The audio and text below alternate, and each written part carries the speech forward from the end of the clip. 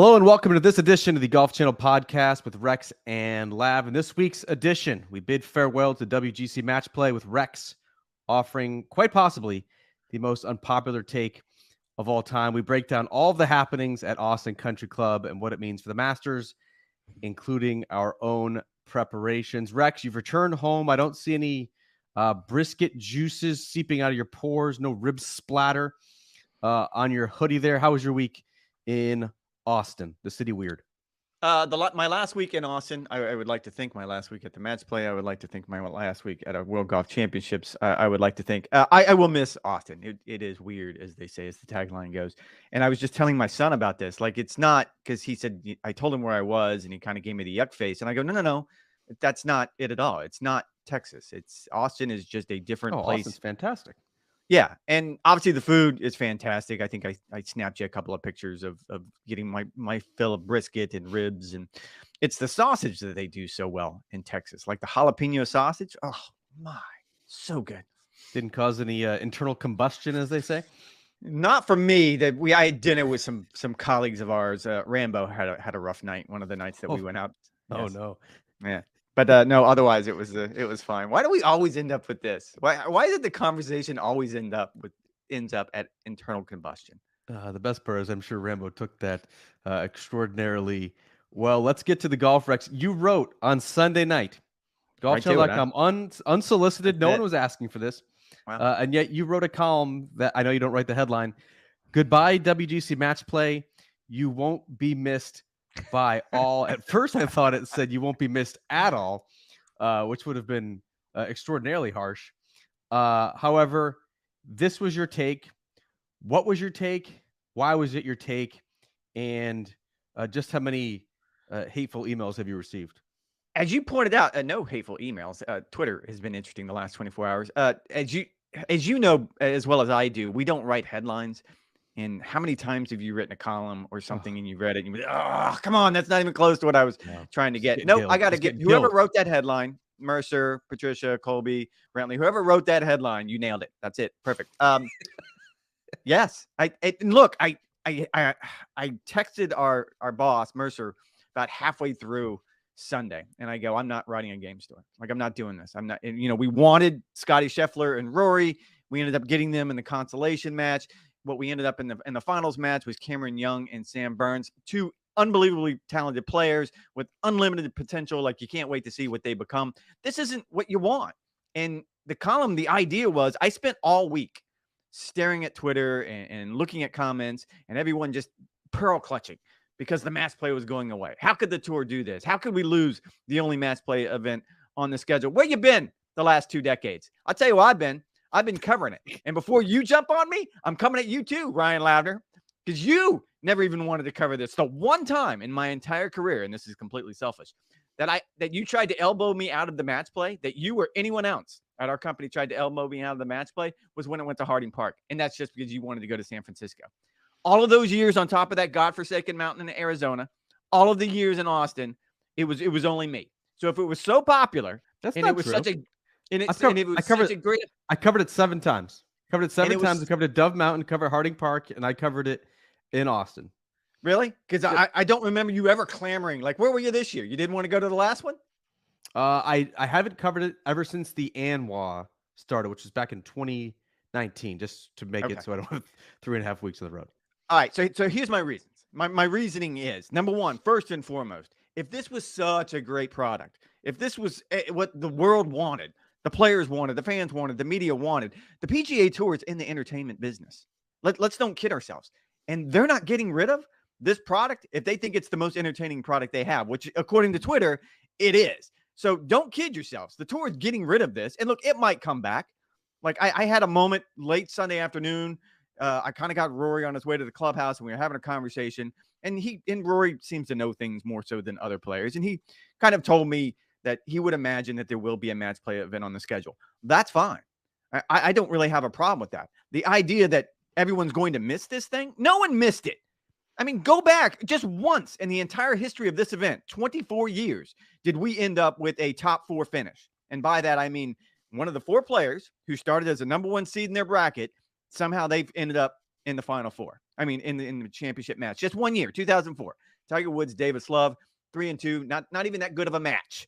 Instead, we ended up with a lot of Sam Burns. We ended up with a lot of Cameron Youngs. We ended up with a lot of Jeff Maggarts is what we ended up with. Jeff Maggarts was 20 years ago. But the first one, I mean, I hated picking You've on also it. had Scotty. You've also had DJ. You've also had Kiz. You've had Billy Ho. And we've had Stuart Sink. And I can keep had going Jason back Day, back. world number one. We had Victor Dubuisson. I can keep going right back at you because the fact of the matter is we never ended up with what we wanted. But probably the bigger deal, and this is what I would camp on, is they never got the format right. I mean, the straight knockout, which I think most players will tell you they'd rather play straight knockout, that did not sit well with TV executives. That did not sit well with corporate sponsors because what they don't want is Tiger Woods going home on day one, which happened 3 times. And so they came up with this sort of convoluted, watered-down group play where we play 2 days, don't prove anything, get into Friday, and now you kind of have a semi-interesting day. Instead of having the best Wednesday on tour, you've now watered it down into 3 semi-boring days. It was never right. I keep going back to the idea that everyone who who said that they're going to miss this never really paid attention.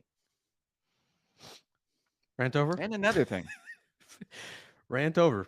After 4 minutes, here we are. By published accounts, Dell executives did want the match play to continue. It seemed like it was pushed back from Austin the folks at Austin Country wanted Club it back as well, which certainly is a shame. To me, Rex, it wasn't that the match play didn't work because of the golf course. I thought, and I think Austin Country Club is a funky, fun, made-for-TV venue. Like, I think it is a fantastic match play course. I actually don't even think the format was the big issue. Top players might not have necessarily liked this round robin style beginning to it, but they weren't a huge fan. Wednesday and Thursday. They weren't a fan of the one and done nature either. They thought, if I'm going to make the effort to be out here, that I want to stick around for more than 18 holes. It's match play. There's a problem, which everyone on Twitter seems to ignore. Seems to have forgotten that, this is awkward. Like, we don't like straight knockout, but whatever the tour's fix was, and look, the tour tried the fix. I mean, I will give the PGA Tour a monsoon of credit. They tried to come up with some way to appease everybody, but you can't. Not with this format. But I think that this format, so in a regular 72-hole tournament, right? Like Thursday and Friday are pretty boring. It's just kind of like, it's just tone setting for the week, right? And then the momentum and the drama builds on Saturday. Then you have hopefully a thrilling conclusion on Sunday. What I liked about the round robin style format, and I don't feel passionate about it either way, but I do think you had some memorable moments sprinkled throughout the week, even if you didn't necessarily have the championship match, which is what everybody wanted. Friday became basically a head-to-head playoff. You would have a sudden death playoffs to get in. You think back to the Tiger Rory quarterfinal match back in 2019, which eventually propelled Tiger onto the Masters win just a couple of weeks later. Like, we've had smatterings of memorable moments throughout the week that you wouldn't ordinarily have in either a knockout format or just a regular 72-hole format. But so the issue, Rex, is not the format. It wasn't the golf course. The issue for the match play is the timing. The timing on the schedule was horrible. How on earth can you have the WGC match play played 2 weeks before the Masters on the back end of a frenzied stretch, which already included elevated tournaments at Kapalua? You had a bunch of great players playing at Torrey. You had Amex as well. Then you had Phoenix, Riv. You had Bay Hill players.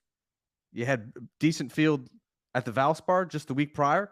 And now you're having 1 week before the Masters. Like, why would you have this tournament played 2 weeks before the Masters? It makes no sense. That's the reason why Justin Thomas, it's not the problem. Justin Thomas, reigning PGA champion, did not show up along with Justin Rose at the WGC match play. A, he doesn't like the golf course for some reason. And B, he did not think it was the ideal preparation for Augusta. So he instead played the Valspar Championship, took 2 weeks off, and will head to Augusta likely over the weekend. That's the issue. The issue was the timing. If you played this between the 2 summer opens, if you played this as part of like the larger FedEx Cup playoff structure, if you made some sort of bonus bonanza in the fall with all the top players, like, then I think it works. But are you suggesting it should become the Tour Championship? Is that what you're suggesting? Are you suggesting that this should just become the Tour Championship? Is that where we're going with this? No, making the Tour Championship strictly a match play tournament, I think would be a mistake. That's when you like match play it might be the truest form of competition, but like you're still going to get some very fickle results. Enough. What you can do, Rex, how you can incorporate match play in the Tour Championship is have basically a shortened version of either the Western Amateur or the US Amateur, right? Where you have stroke play qualifying that determines the best players, and then you go into a knockout bracket for, I would call it the top 8 players. Like I think that would be interesting. Why? You're identifying the best players. There's not going to be any flukes that get through, and then you can still have the mono nature that everyone likes. Just stop. You and everyone else on Twitter. If it was such a great format, why did we only have one event? If it was such a great format, why is the tour more than willing to let it go? If it was such a great format, then why do we end up... I think that shows a disconnect between what tour executives want and what golf fans want. I don't even think, again, you're conflating the issue here. The issue here is the tour is in the entertainment business. And if this was truly the best and what format, is more entertaining, not only would they have at least one... more entertaining than head-to-head golf? That not only would they probably have one, they would have more than one. And yet we have 48 events on the schedule, and only one of them is a match play event on the PGA Tour. The PGA Tour just learned that they're an entertainment product like 6 months ago when they had they've always known they're an entact product. They just leaned into the idea. Then why would you have a schedule full of 72-hole stroke play events? They finally conceded the fact they're an entertainment product right now. And again, the idea that somehow this is the purest form, really?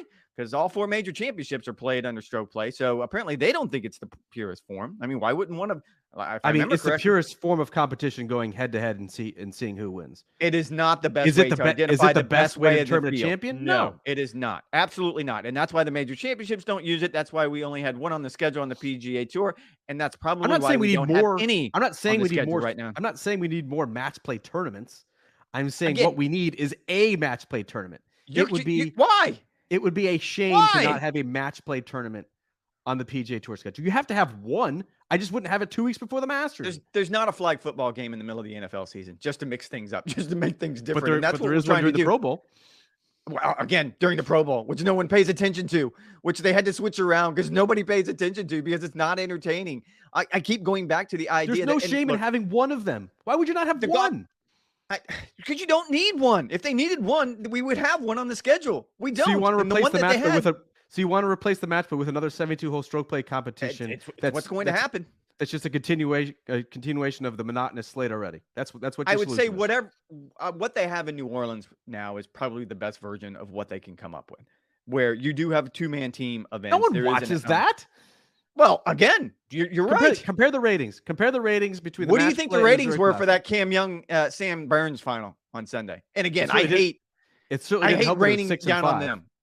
I hate raining down on them. And I was on the golf course. I walked it. What do you think the galleries were? I don't have to tell you. 70-30 in favor of the consolation match, at least. Yes. And then look, the consolation match had Scotty Scheffler, local guy, Texas connection, and had Rory McIlroy, who, by the way, is beloved in Austin. Come on. No one had any. Would you be singing a different song had Scotty Scheffler made his 4-foot birdie putt on the second playoff hole against Sam Burns? And would you have felt differently had Rory McIlroy hit the green on the first playoff hole and he has a 2-putt birdie to knock out Cameron Young? I would not be singing a different tune. We would still be having this conversation. Then you'd be having the numbers 1 and 3. Then now it's number 1 and 2 players in the world. I would not have written the column. A Ryder Cup preview. But we didn't. The 3 best players in the world. We didn't. Again, but you can play the revisionist game. We were tantalizingly close to having that scenario. We didn't get it. You can play the revisionist game. You can do the what ifs. We can do the whataboutism. If it is all you want. Hold on. Here's a fun hypothetical. If Rory and Scotty, I don't do that. Like Jay Monahan, I don't do hypotheticals. I was gonna say if it's I was just gonna say that Jay Monahan would love this. If it's Rory versus Scotty in the final and it's like a 1-up, it goes what I think is a great finishing hole at Austin Country Club. That 340-yard drive par 4, like it's just a great hole. If those two had this like instant classic. And right now, 3 weeks ago, Jay Monahan says, nope, the match play, quote, didn't work in the 2024 schedule. Would they have found a way to make that work all of a sudden had that been the championship match? I think as I mentioned, I think they'll find a way to get a match play event back on the schedule. I think there's enough sentiment I think among players. apparently it's a done deal for 2024 that they can't. Well, no, they and can't next year. I think that is a it's done a deal. consideration. It's a Yes. quote consideration according to a tour statement. Well, yeah. I mean, I think he completely dismissed the ideas of the WGCs. And look, we still have one more WGC under contract. That doesn't matter. When you have when Rory tells me that he's confident, then that gives me an idea that yes, probably going forward they'll find a way to get one. And maybe it's not even a tour event. Like Billy Horschel brought up a really good idea that maybe the DP World Tour starts doing the World Match Play again. Instead of 64, you start with 32, and you come up with a way to marry that into the PGA Tour schedule. There's plenty of ways to do it, but I keep going back to the idea that no, we didn't get that final, and I've covered almost every final at that event. And we don't have one. That's the beauty. We've never gotten that final. So close. They got so close to having it, and yet they didn't have it. It was like it was like a perfect coda to the match play era. And to go to your point about the golf courses, and I will say, of all the golf courses this has been at, from La Casa to the two at Dove Mountain, this one by far, close. It's by far yes, this is by far the best. However, no one is hand-wringing that either. None of the players were like, oh, I'm going to miss this golf course so much. It's the best match play golf course. It's a really good match play golf course, which in the parlance is it's a really good point. I think for a stroke play tournament, it could be a potential disaster. But yes, like Cam Young made 41 birdies and 4 bogeys. Like, it was unbelievable. Yes, the quality of golf that he was able to play on a course that has drivable par 4s, easily reachable par 5s. Yes, bunch of like crazy bounces. You have to show a lot of creativity around the greens. Like, I think it's a fantastic match play video. I'm actually gonna. I'm literally gonna miss seeing that on the schedule next year. I really am. No one's missing this one. You take Riv off the schedule, they're going to miss it. You take Harbortown off the schedule, guys are going to miss it. Colonial and keep going down the list. No one's missing. Can't stand it. You could be in the fairway and be blocked out. Hate that. I love Harbortown. And players love Harbortown. It's probably the important part here. So no. And look, La Costa always had the weather against it. In Southern California, it's just not a good venue, as we learned, especially that close to Torrey Pines on the PGA Tour.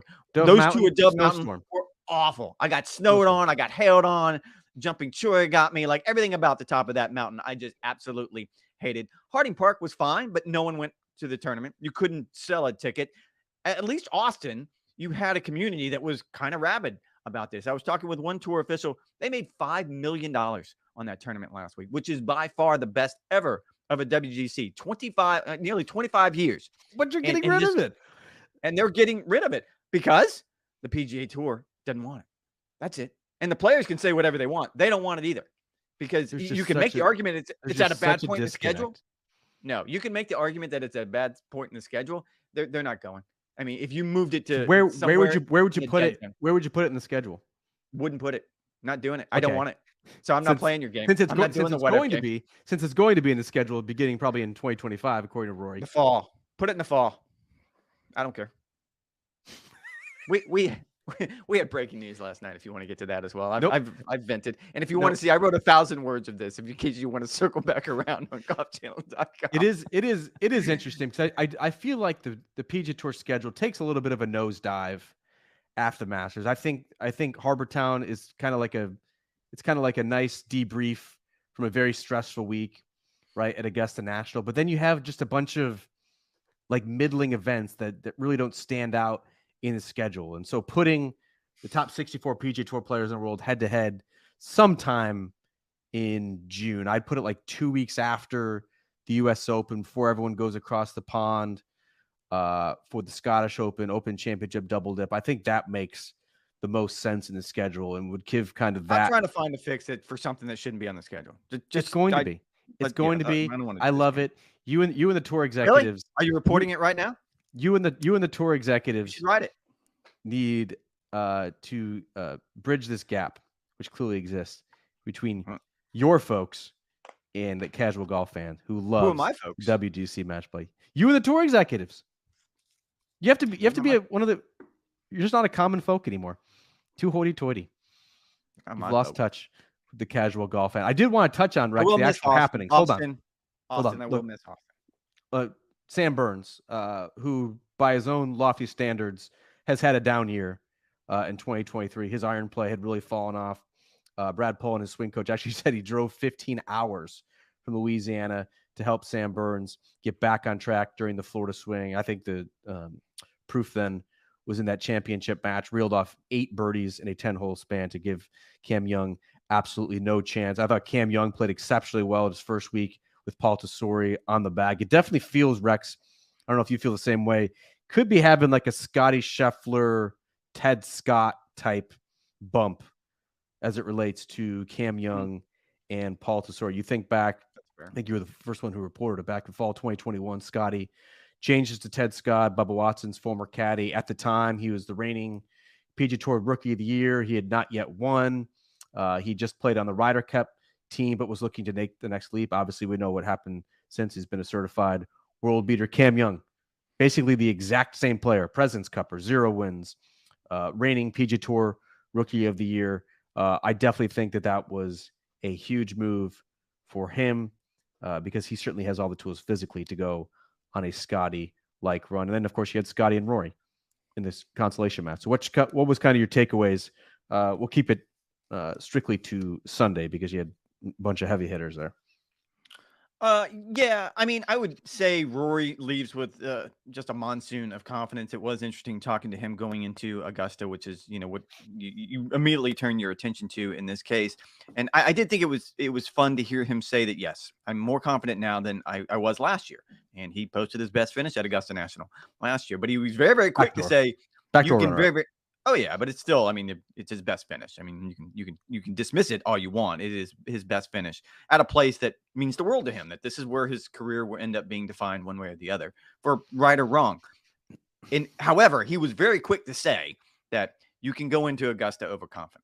And so I think he realizes that, yes, the shorter driver shaft is working miracles. And he did last week at the match play what I remember him doing at the PGA Championship when he won at Kiowa, and he was leading by 1,000,000 strokes and kept hitting driver. And it dawned on me, oh, he's doing that not because he has to. He's doing that because he can, which is really, really cool when he's in that position. I think the bigger deal is his putting. He went to a new putter, talked to Brad Faxon a little bit about this. He just feels more comfortable now.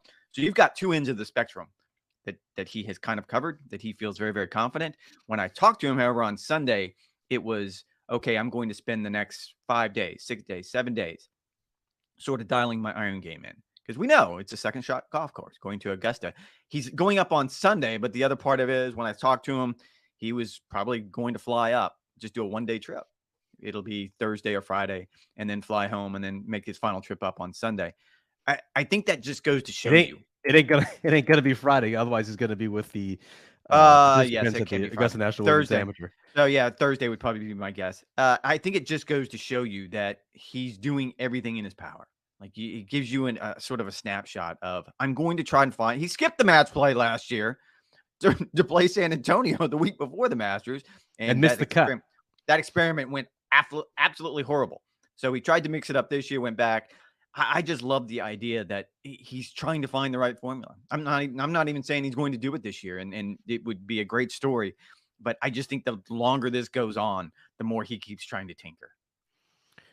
Certainly, when you look at how he played last week, like there was legitimate questions after he missed the cut at the Players Championship. Like he wasn't driving his best, and we all know that his entire game is predicated on how he drives the golf ball. If he is hammering at 350 down the middle of the fairway, it just sets up the rest of the game. His wedge play is much improved over the past year. His putting with Brad Faxon, I think now it's like 5 years that they've been going in this relationship. He had his best putting year of his career last season on the PGA Tour. He's inside the top 20 in strokes gained putting, which was remarkable for a player with the physical and immense gifts that he has. Yeah, to see Rory leading the field in driving distance, having a lot of confidence. It certainly seems like he has better control, which bodes well for Augusta National. He'll really be able to open it up. I just wonder if that was an aberration, how he putted at Austin Country Club. We've seen these sort of equipment tweaks and a little bit of tinkering happen before, where it's just kind of a 1 week thing, and then you kind of slide back to the norm. Or has he actually discovered something in his stroking and get them back on the right track? Because that was really the main reason why he had been playing somewhat inconsistently this season. He very easily, Rex, could have 2 wins in 2023, both in Dubai and came close at Bay Hill as well. And so, yeah, you're right. If his putting has been shored up with Brad Faxon going to that blade style putter, then yeah, I certainly feel good about that. I do think that last week reinforced the fact. I know Jon Rahm didn't play his best golf. 1 and 2 didn't advance out of group play. Like there is a clear delineation between the top 3 players in the world and everybody else. I mean, it's Scotty Scheffler, it's Rory McIlroy, it's Jon Rahm, and then it's everybody else. And you can lump Cantlay and Xander and Cam Smith and DJ and Morikawa and Zalatoris and Homa, like all of those guys you can lump into everybody else. And certainly a handful of them are going to pop up and contend at Augusta National. But like, as I sit here right now on March 28th, the winner of the Masters is coming out of that top group, whether it's Scotty, Rory, or Jon Rahm. Like they're clear head and shoulders above everybody else right now. Oh, you got to like chalk. To go back real quick too, I have less concern with what Rory did at the Players Championship than probably you do, only because I feel like that's the kind of golf course, and he kind of talked about this last week, that it doesn't take a lot to get sideways. And then next thing but he was blaming his equipment. He didn't really have an answer for his suspect putting. He didn't hit his driver well. I mean, there's no two ways around that. And the shorter shaft seems to have given him some confidence. Now, I would be cautious to say, and only because like I watched this earlier in the season with Jon Rahm, you can go to a course, for example, a course like Austin, and swing with abandon because the format gives you that opportunity that, look, you're only going to lose a hole. You're not going to make an 8. So it doesn't matter. You can swing with abandon into fairways that were pretty generous by tour standards, certainly by PGA Tour standards. And that's going to give you confidence. Is it the kind of confidence that's really going to work at a major championship when you need to be absolutely precise on where you put your ball? It doesn't have to go in the fairway at Augusta. It has to go in the right part of the fairway. So those are two separate things that I would sit and watch very, very carefully. But yeah, absolutely. You look at the way Scotty played. I mean, it was amazing that the consolation match came down to them, because when I watched both of them earlier in the week, in my mind, it was, Scotty's going to run away with this one again. Like he's going to go back to back. So freaking good. Like if there's a big tournament, he's going to be there. He's not going to win every single one of them because that's the nature of competitive golf. But man, you just know that he is going to be there in the end. That's just like it's got to be such a boost of confidence.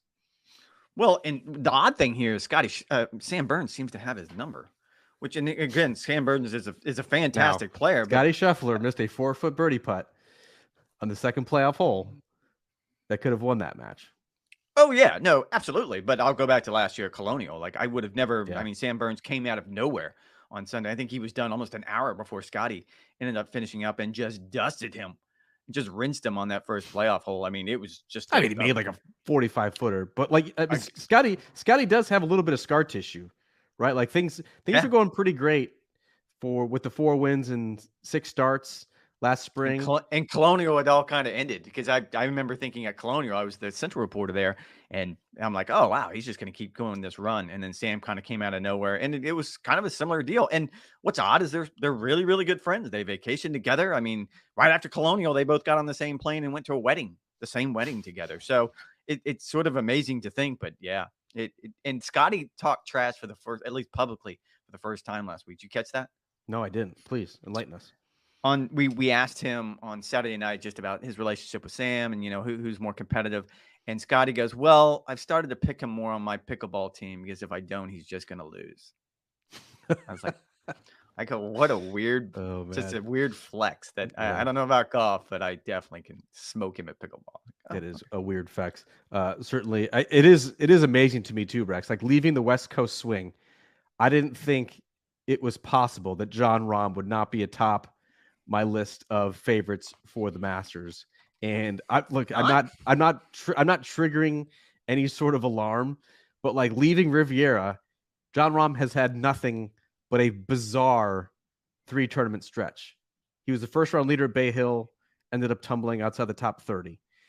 Players, he WDs after 1 round with a violent stomach virus. At the match play, fickle format, as we have discussed, he lost twice in 3 matches and headed home early.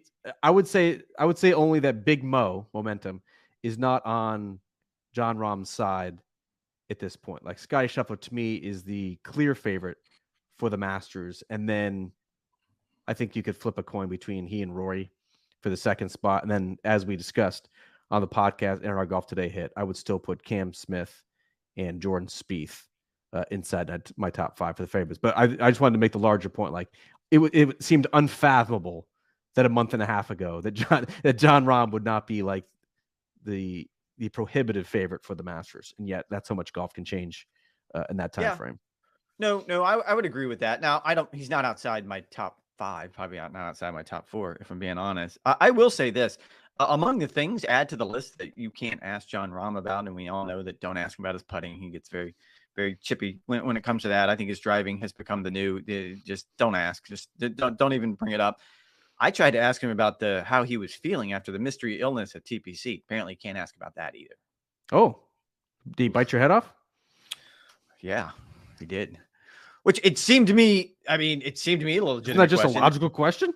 Yeah, like the last time we saw you, you were on your way out of town with a mystery illness. You were literally too sick to play in the PGA Tour's biggest event. Yeah, how are you feeling? And I did not get.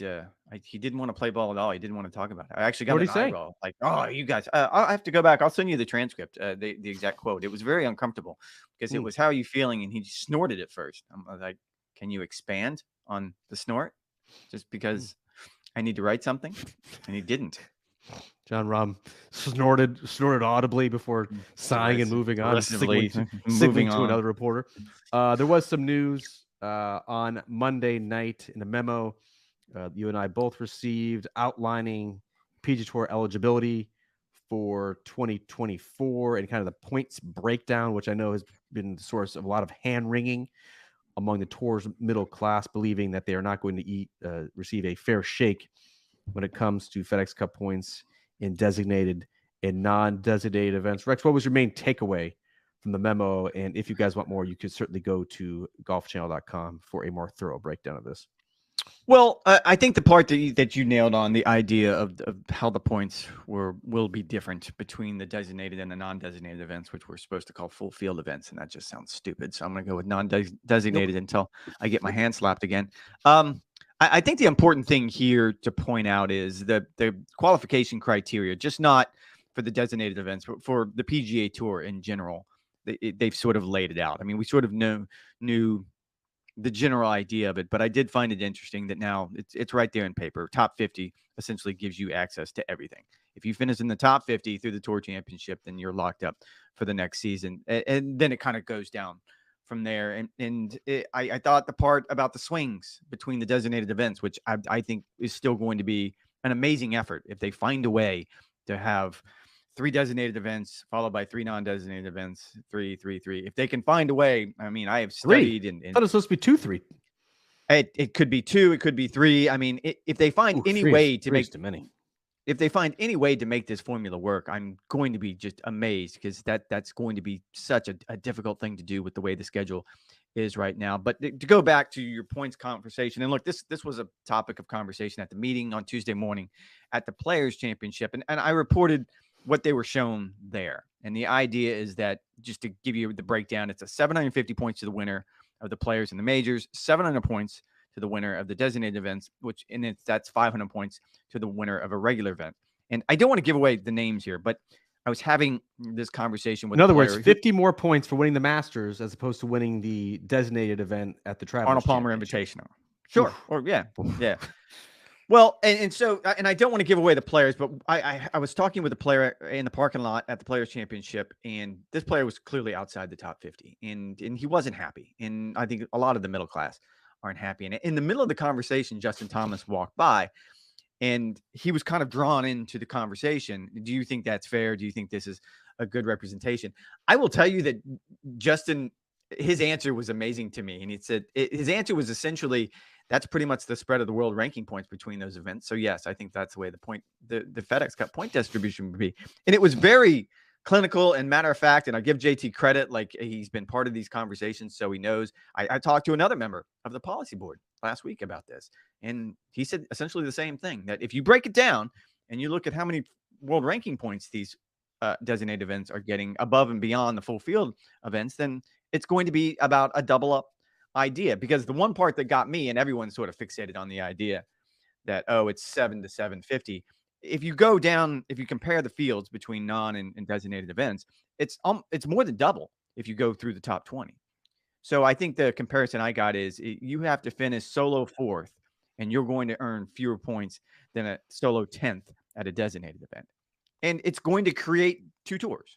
It's going to create a system that is very, very difficult to break into that top 50. The churn rate, the weaponized word that we've heard a lot lately, that's going to be the key here. That if the tour has run these models, and I've been told they have, and that they feel like the churn rate is going to be anywhere between 35 to 40% will fall in, and then you'll have out of the top 50, in and out of the Churn top. or retention? Because I know some of us have issues with that. It's the same thing. It's just retention would be the people who stay, churn would be 60. the people who go. Yeah, whatever the case may be. If that's the case, then I think most people will be okay with it.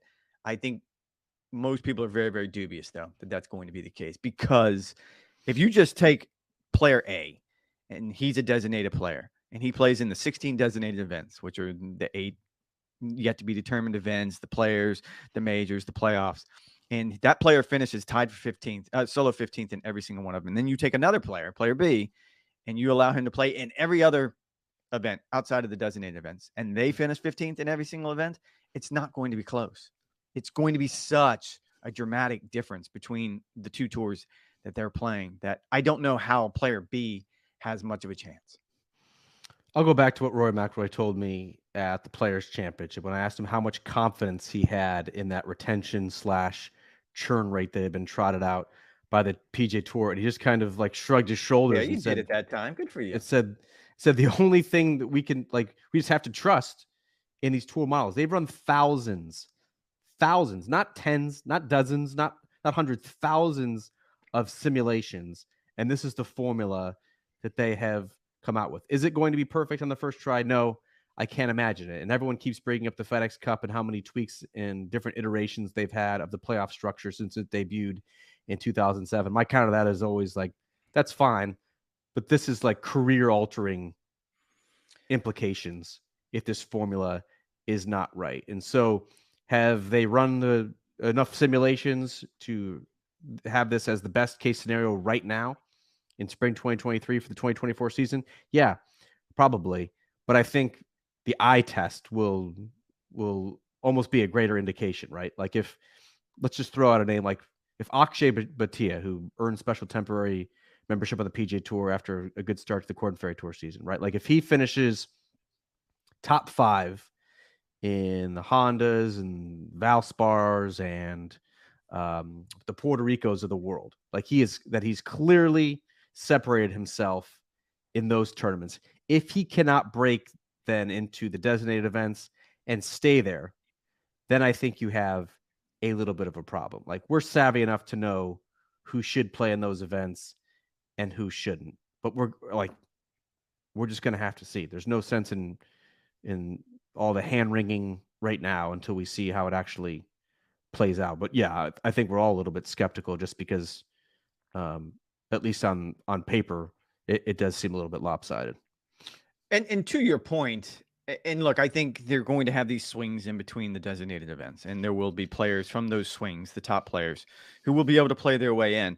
And that's the avenue. And I think that's a move in the right direction. I think it sounds really, really good in theory, but in practice, imagine if you're a player who plays well enough during those 3 swings events to play their way into, let's call it 2. Let's say the scenario is going to be 3 non, 2 designated. Yeah, there's going to be a mini points list. So like an Akshay would get on there, but can he stay there after proving himself over a sustained period of time is kind of the question. And now you're putting, this player that probably played 2, if not 3 of those non-designated events to earn their way into the designated events. Now you're putting them after 3 straight weeks in back-to-back events where you expect them to perform. And so you're asking a lot out of a player. In the memo, there was a Q&A that was sent to the players last night. And so once you go through, there's a couple of things that stood out to me. One of them is the points that, let's say, this player who played their way into these non-designated events would start over as soon as those non-designated events are over. So if he wanted to turn back around and try to play his way into the next 2, that he's essentially starting from 0. and then going back. Guys could be playing like 18 consecutive tournaments. You in theory could. Now at some point you're going to play your way into the top 10 if you're playing well enough. If this is the scenario, you're going to play your way into the top 10, but it's going to be hard. I mean, it's going to be very difficult to go back to the points breakdown that this was shown to the players. To your point, finish 10th under this model. To finish 10th in a major, you earn 175 points, right? Whatever that might be. To finish 10th in a designated event, you earn 175 points.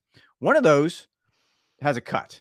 One is a major championship. One comes with all the pressure. One is on a very, very hard golf course. The other is a designated event that might be the Arnold Palmer Invitational or the Travelers Championship. To finish 10th in a regular non-designated event, you get 75 points. That is a massive spread. And again, I'm not even saying that it shouldn't be a massive spread, because the argument from the other side, from those who say, yes, this points model works, is you have to give the top players, these top 50, motivation to play in these designated events, all of these designated events. There's no more mandatory minimums anymore like we have this year. I mean, you can't skip them this year. Next year, that's taken away. So the motivation is huge purses, no cut, and you get dramatically more points. That's the carrot. That's what they're putting out there for these players. There was such a discussion about that at the Players' Championship. I remember like the live from desk, like going on and on about the fact that there was not a mandatory requirement anymore. Like every top player is going to play in these designated tournaments because the points are so massive. Like they may skip one for health reasons, they may skip one for timing reasons, but like it is going to be 99% participation rate in these tournaments because the perks are so great. And now the consequences of falling outside the top 50, top 70 are so great that, quite honestly, you can't afford to miss out on no-cut tournaments where you're guaranteed to be accruing world ranking points and FedEx Cup points and money and all that. Well, the purses are great, and that's one carrot. But I think these points, like we can talk about, well, this seems like an extreme gulf between designated and non-designated events. But the way you motivate these players, to your point, to make sure you stay inside the top 50, you're going to play in every single one of those events. If you really want to make sure, I'm going to play in every single one of them, because it only takes one for me to pretty much lock up my spot in the top 50 for next year. Now there is, and I wrote this last week when I kind of did the obit for the World Golf Championships. There is a cautionary tale there, that when the World Golf Championships, they had dramatically larger purses, that probably almost twice as much as your normal tour event. They were $5 million back in 1999 when they started. And that was almost double of what your regular purse was. Over the years, they did not grow. Over the years, they did not keep pace with that. And so now this year, for example, you have 6 other events that had purses as big or bigger than what we had last week at the match play. The tours are going to have to stay on top of that. That if they really want to keep these events designated, they want to keep them special, if they want to make sure that the top players play in them, you're going to have to keep upping that. And man, that's a game that's going to get old at some point for the tour. A lot of numbers we threw out, you folks. For more, make sure you check out golfchannel.com for the full breakdown.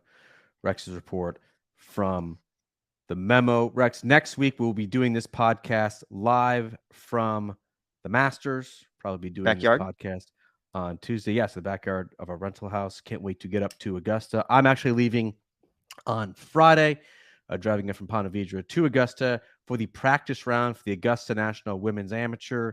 The first 2 rounds, Rex, for the first time, the ANWA at Champions Retreat, where you and I played just a couple of years ago. Very fun course. I think I made 6 birdies and still did not shoot under par.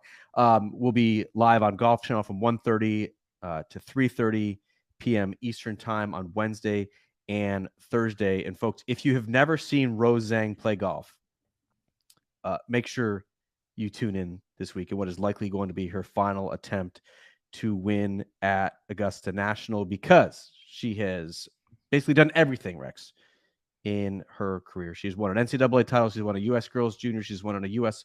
Women's Amateur. She's won a team title with the NCAA Championship. And she has come close, but has not yet won. And while all indications are that she's going to turn pro after her sophomore season at Stanford, where she's already established herself as one of the greatest college players of all time. I'm very excited to get up to Augusta. The ANWA is an underrated event. Can't wait to cover that one. You'll be joining us on Sunday, annual round at Palmetto. Thank you, Brooks. That's right. What are you most looking forward to? What are you getting ready? Because I know you said you're going to the dry cleaner to press those suits before our big appearances on Live from next week.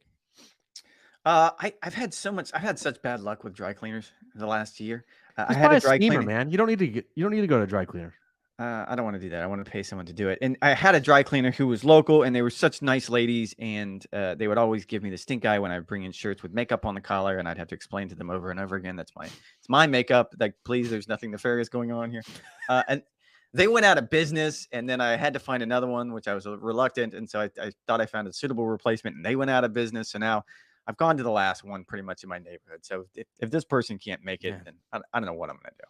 Just buy a handheld steamer. A handheld steamer is the gift that keeps on giving. It gets the iron. It gets the stink out, which is going to be very important. I saw the forecast early week in Augusta is going to be hot, humid, and filled with thunderstorms, which could certainly be interesting for all of us. It gets out the wrinkles. Like, it's great. It's $20. Nope. You can travel with it.